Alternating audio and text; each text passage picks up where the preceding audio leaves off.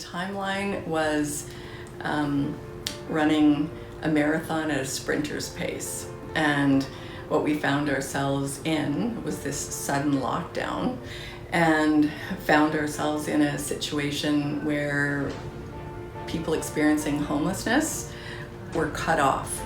So as current shelters and shelter supports started to have to cut back capacity in order to meet health protocols and protect people, there were more people on the street. So organizations responded in an absolutely incredible way and had to pivot and respond to rewriting policy, safety protocols, health protocols. All we knew at that point in time was there was now a disease that could kill people if you caught it. Salvation Army, with their food services truck, their finance director was part of the outreach team, handing out meals, tent to tent to tent in Beacon Hill Park. Everybody pivoted to go, what do we need to do? Let's just do it. One of the immediate strategies that came into being was the Boxes of Hope program, which was an absolutely incredible partnering of business with volunteers, with the coalition to fundraise Jol Foundation, Vic Foundation, and community support to create Boxes of Hope. What the COVID pandemic did was bring into real stark visibility some of what was less visible prior to the pandemic. So that visibility created a lot of response. Lots of it positive, lots of it negative. So it really created an opportunity to deal with and address homelessness. At the height of it, we had 196 humans living in Topaz Park with 212 tents.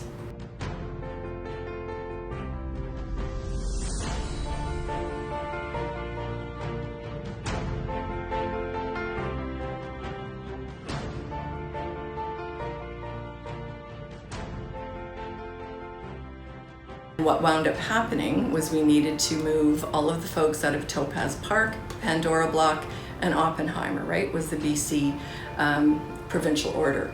So what we pivoted to was working collaboratively across all of the organizations to support people to move.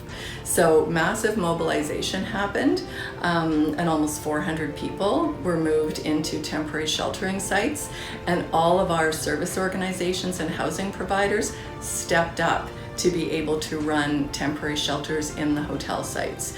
So Kool-Aid, Our Place, Pacifica, PHS, Aboriginal Coalition to End Homelessness, all moving in to support different aspects of sheltering sites and housing sites that we assumed and hoped were going to turn into permanent housing. We are doing research tracking the experience of people from Topaz into supportive housing and then into permanent housing.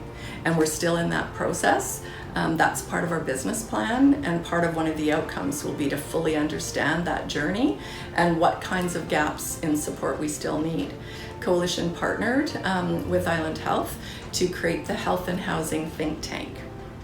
And we did 9 weeks of consultation with the human beings who've been experiencing the pandemic. So we had researchers, housing people, health, doctors represented on that table, and we did a survey and research in one of the temporary sheltering sites that resulted in about 140 voices of lived and living experience to participate in what they'd learned and experienced.